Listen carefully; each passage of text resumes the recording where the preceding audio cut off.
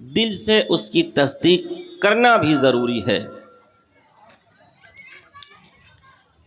رسول اکرم صلی اللہ علیہ وسلم کے زمانے کے منافق زبان سے ایمان کا اقرار کرتے تھے لیکن دل سے اس کی تصدیق نہیں کرتے تھے، تو اللہ تعالیٰ نے انہیں منافق کہا، مومن نہیں کہا۔ اور آپ کا چچا ابو طالب دل سے تصدیق کرتا تھا، اپنے بھتیجے پر جو شریعت نازل ہوئی تھی، آپ پر جو رسالت نازل ہوئی تھی اس کی تصدیق کرتا تھا، لیکن زبان سے وہ اقرار نہیں کرتا تھا، اس لیے وہ بھی مومن نہ بن سکا اور کفر کی حالت میں اس کا بھی انتقال ہو گیا۔ میرے بھائی و دوستو، اگر ہم اور آپ سماج کے اندر، سوسائٹی کے اندر دیکھیں گے تو آپ کو دو طرح سے مومن دکھلائی دے گا۔ ایک جو کلمہ طیبہ کو پڑھ لینے کے بعد سمجھتے ہیں کہ ہم مومن ہیں اور ہمارے اوپر کوئی ذمہ داری نہیں ہے، یہ زبانی مومن ہے، صرف اور صرف ان کے ایمان کا تعلق زبان تک ہے۔ اور بہت سارے ہمارے مومن وہ بھائی ہیں جو حقیقی مومن کہلاتے ہیں، جنہوں نے کلمہ طیبہ کو زبان سے پڑھا، اقرار کیا، اس کو ایکسیپٹ کیا اور اس کے بعد اس کی تصدیق کیا، اور کلمہ طیبہ کو ایکسیپٹ کرنے کے بعد اس کے مطابق پوری زندگی گزار رہے ہیں، اور ایمان کے جو اوصاف ہونے چاہیے وہ اپنے اندر لیے ہوئے ہیں، حقیقی معنوں میں یہ مومن ہے۔ میرے بھائیو و دوستو، اگر کلمہ طیبہ پڑھ لینے کے بعد ہی ہم مومن ہو جاتے تو اللہ تعالیٰ کیوں فرماتا کہ یا ایھا الذین آمنوا آمنوا باللہ ورسولہ، اے ایمان والو تم ایمان لاؤ اللہ کی ذات پر اور اس کے رسول پر۔ کس سے کہا جا رہا ہے؟ ایمان والوں سے کہا جا رہا ہے، مومنوں سے کہا جا رہا ہے کہ تم ایمان لے آؤ، تم مومن بن جاؤ۔ کیا اس کا مطلب ہوا؟ اس کا مطلب یہ ہوا کہ جس طریقے کا، جس کیٹیگری کا ایمان ہونا چاہیے تمہارے اندر وہ ایمان نہیں ہے۔ تم زبانی طور پر مومن ہو لیکن ایمان کے اثرات جو تمہارے قلوب و اذہان کے اندر ہونے چاہیے تھے وہ نہیں ہے، اس لیے اللہ نے کہا کہ تم مومن بنو، اے ایمان والو تم مومن بنو۔ آپ ایک مثال سے سمجھیے کہ ایک ڈرائیور گاڑی چلا رہا ہے، وہ پی کر کے رکھا ہے اور گاڑی کبھی وہ دائیں بائیں گھما رہا ہے، کبھی پک اپ سے چلا رہا ہے، کبھی دھیرے کر رہا ہے۔ آپ بیٹھے ہوئے ہیں اسی گاڑی میں تو آپ کہتے ہیں کہ ڈرائیور صاحب آپ گاڑی چلائیے نا۔ پھر وہ ڈرائیور گاڑی آگے بڑھا رہا ہے، کچھ دور جانے کے بعد پھر آپ کہتے ہیں کہ ڈرائیور صاحب آپ گاڑی چلائیے۔ ڈرائیور پی کے رکھا ہے، وہ کہتا ہے بھائی صاحب آپ کیا کہہ رہے ہو؟ میں تو گاڑی چلا رہا ہوں، کون سا میں ٹرین اور پلین چلا رہا ہوں؟ کہ نہیں ڈرائیور صاحب، گاڑی کو ذرا سا سنجیدگی وقار کے ساتھ چلائیے، ذرا سا آپ اطمینان سے چلائیے، جس طریقے سے گاڑی چلانا چاہیے آپ اس طریقے سے چلائیے۔ میرے بھائیو اور دوستو، یہی اللہ تبارک و تعالیٰ فرما رہا ہے کہ ایمان والو تم ایمان لاؤ جس طریقے سے تمہیں ایمان لانا چاہیے، اللہ کی ذات پر، اس کے رسول پر اور ان کی تمام کتابوں پر جو اس نے دنیا کے اندر نازل فرمایا ہے۔ اسی چیز کو اللہ تبارک و تعالیٰ نے فرمایا یا ایھا الذین آمنوا آمنوا باللہ ورسولہ، اے ایمان والو ایمان لاؤ اللہ کی ذات پر اور اس کے رسول پر۔ تو پتہ یہ چلا میرے بھائیو اور دوستو کہ ہم جب تک ایمان کو اپنے دل کے اندر جذب نہیں کریں گے اور ایمان کے رنگ میں ہم رنگ نہیں جائیں گے، یعنی ایمان لے آنے کے بعد ایمان ہمارا کان بن جائے، اب ہم کان سے کوئی غلط چیز نہیں سن سکتے، ایمان ہماری آنکھ بن جائے کہ ایمان لانے کے بعد ہماری آنکھ جو ہے غلط چیز کو نہ دیکھے، ایمان لانے کے بعد ہماری عقل بھی ایمان کے رنگ میں رنگ جائے کہ ہم جو سوچیں، جو تصور کریں، جو خیال اپنے دماغ کے اندر لائے، اپنے دل کے اندر لائے، اس کے اندر ایمان کی جھلک ہو، غلط چیزوں کے خیالات ہمارے اپنے دل کے اندر ہم نہ لائیں۔ اس لیے میرے بھائیو اور دوستو، حقیقی مومن کون ہے، اس کی پہچان اللہ تبارک و تعالیٰ نے سورہ انفال کی ابتدائی چند آیتوں کے اندر بیان فرما دیا ہے۔ آئیے ہم ایک کر کے پڑھتے ہیں اور دیکھتے ہیں۔ اللہ تبارک و تعالیٰ قرآن حکیم کے اندر ارشاد فرماتا ہے، انما المؤمنون الذین اذا ذکر اللہ وجلت قلوبہم، مومن وہ ہیں جب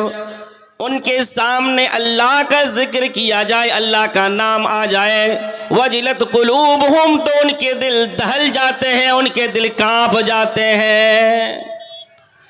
اللہ رب العالمین حقیقی مومن کی پہلی پہچان بتلا رہا ہے کہ جب اللہ کا ذکر اس کے کانوں میں آئے اور اللہ کا نام جب اس کے کان کے اندر آئے تو اس کے اندر کپ کپی طاری ہو جائے، اس کے دل کے اندر اللہ کا خوف اور ہیبت طاری ہو جائے۔ میرے بھائیو اور دوستو، آپ ذرا بتاؤ، دن میں 5 مرتبہ اذان ہوتی ہے اور مؤذن اللہ اکبر کی صدا ایک اذان میں 6 مرتبہ لگاتا ہے، ایک اذان میں 6 مرتبہ اللہ اکبر کی آواز اور اس کی صدا ہمارے کانوں میں ٹکراتی ہے۔ دن میں 5 مرتبہ اذان دی جاتی ہے، یعنی 30 مرتبہ ہمارے کانوں میں اللہ اکبر کی صدا آتی ہے۔ میرے بھائیو اور بتاؤ، کیا ہمارے دل کی کیفیت بدلتی ہے؟ کیا ہمارے دل کے اندر اللہ کا خوف طاری ہوتا ہے؟ کیا ہمارے دل کے اندر اللہ رب العالمین کا جس طریقے سے ڈر ہونا چاہیے وہ ڈر پیدا ہو رہا ہے؟ ہم دیکھتے رہتے ہیں کہ شراب پینے والا آدمی شراب پی رہا ہے، اذان کی آواز کانوں میں ٹکراتی ہے، اللہ اکبر کی صدا اس کے کانوں میں آتی ہے، لیکن شراب پی رہا ہے، جوئے کے اڈے میں جو بیٹھا ہوا ہے، اذان بھی سن رہا ہے لیکن جوا کھیل رہا ہے، تاش کے اڈوں میں بیٹھا ہوا ہے، اذان کی آواز سنائی دیتی ہے لیکن اس کے باوجود وہ تاش کے پتوں سے دل بہلا رہا ہے۔ اللہ رب العالمین کے خوف کا مطلب یہ ہے کہ اللہ کا نام جیسے ہی آ جائے ہمارے دل کے اندر اللہ کے حکم کو بجا لانے اور تمام تر برائیوں سے بچنے کا جذبہ پیدا ہو جائے۔ یعنی کوئی آدمی اگر چوری کر رہا ہے، رات کے سناٹے میں فجر کے وقت کوئی آدمی، کوئی چور کسی کے گھر کے اندر داخل ہوا ہے اور مؤذن اللہ اکبر کی صدا بلند کرتا ہے، وہ چور سامان کو لے لیا ہے، روپیہ اور کیش اپنے ہاتھ میں لے لیا، اس کے باوجود وہ رکھ دیتا ہے، اللہ کا نام سننے کے بعد وہ تھر تھرا اٹھتا ہے، وہ کانپ اٹھتا ہے۔ کیا ایسا ہمارے بھی دل کے اندر چلتا ہے، ہوتا ہے؟ میرے بھائیو اور دوستو، ذرا تصور کرو، نبی کریم صلی اللہ علیہ وسلم نے پچھلی امت کے 3 شخص کا ذکر فرمایا کہ یہ تینوں شخص گھر سے سفر پر نکلے تھے، راستے میں زبردست بارش ہو گئی، آندھی اور طوفان آ گیا، جس کی وجہ سے یہ تینوں شخص غار کے اندر پناہ لے لیے۔ غار کے اندر پناہ ہی لیے تھے کہ پہاڑ کے اوپر سے ایک بڑا سا پتھر لڑک کر آ جاتا ہے اور غار کے منہ میں بند ہو جاتا ہے، یہ تینوں غار میں پھنس جاتے ہیں۔ اب یہ لوگ پلاننگ کرتے ہیں، سوچتے ہیں کس طریقے سے اس غار سے ہم سب کو نجات ملے۔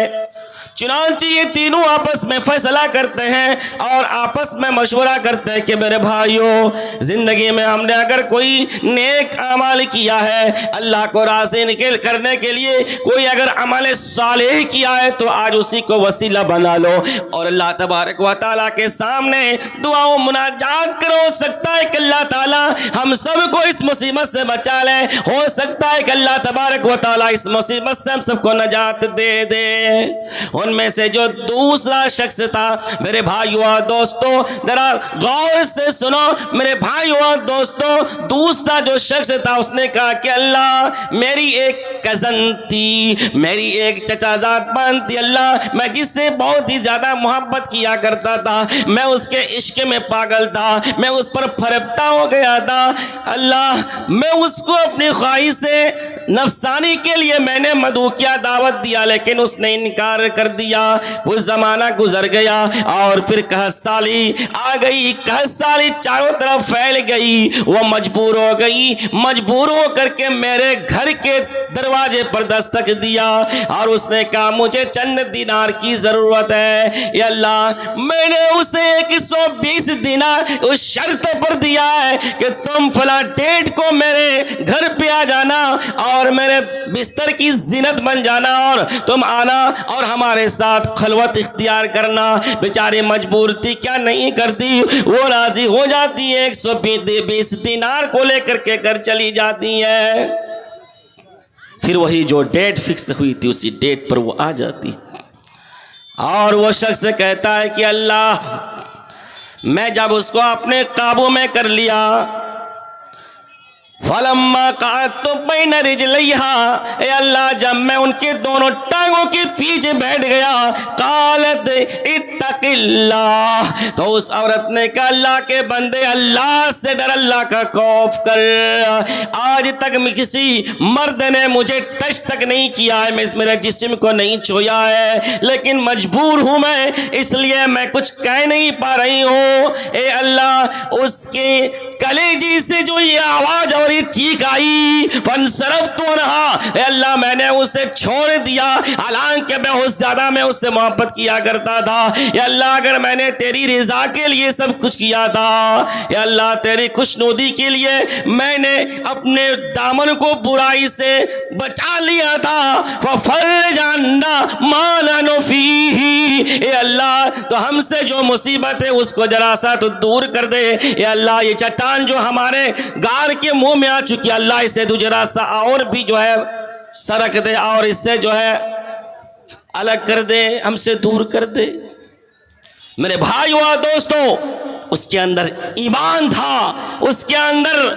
ایمان کا جذبہ تھا، وہ حقیقی مومن تھا۔ ہم اور آپ کے اندر کیا وہ جذبہ ہے کہ ہم برائی کے قریب ہو کر کے ہم برائی کرنے کی طاقت اور چھمتا ہے، اس کے باوجود ہم اپنے آپ کو برائی سے بچا لیں؟ ہمارے اندر کیا وہ طاقت اور ایمانی حمیت اور غیرت ہے؟ میرے بھائیو اور دوستو تو اللہ تعالیٰ نے یہ پہلی صفت بیان کی اور دوسری صفت اللہ تعالیٰ نے بیان کیا ہے وَإِذَا تُلِيَتْ عَلَيْهِمْ آيَاتُهُ زَادَتْهُمْ إِيمَانًا، کہ جب اللہ کی آیتوں کو پڑھ کے سنایا جاتا ہے تو وہ آیتیں ان کے ایمان کو زیادہ کر دیتی ہیں، ایمان میں اضافہ کر دیتی ہے۔ یہ دوسری صفت ہے۔ تیسری صفت یہ ہے الَّذِينَ يُقِيمُونَ الصَّلَاةَ وَمِمَّا رَزَقْنَاهُمْ يُنْفِقُونَ۔ تیسری صفت مومن کی یہ ہے کہ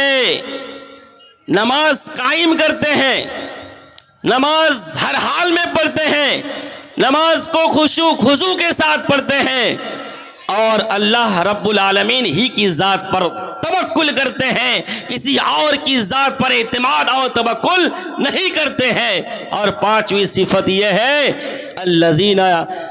ينفقون مما رزقناهم ينفقون، ہم نے جو انہیں رزق عطا کیا ہے وہ اللہ کے راستے میں خرچ بھی کرتے ہیں۔ اللہ تبارک و تعالی ان پانچ صفات کے حامل کو خود ہی عرش کے اوپر سے سرٹیفکیٹ دیتا ہے اور کہتا ہے اولئک هم المؤمنون حقا، کہ حقیقی معنوں میں یہی لوگ مومن ہیں۔ ہم لاکھ دعویٰ کریں، دعویٰ کرنے سے کچھ نہیں ہوتا ہے، اگر ہمارے اندر یہ پانچوں اوصاف نہیں ہے تو ہم حقیقی معنوں میں مومن نہیں ہیں۔ اللہ رب العالمین نے آگے کی آیاتوں میں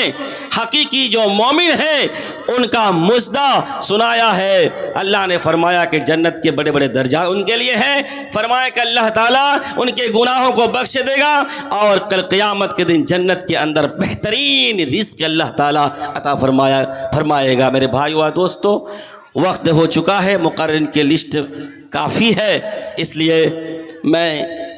انہی چند باتوں پر اپنی تقریر کو ختم کرتا ہوں۔ اللہ تبارک و تعالیٰ سے دعا ہے کہ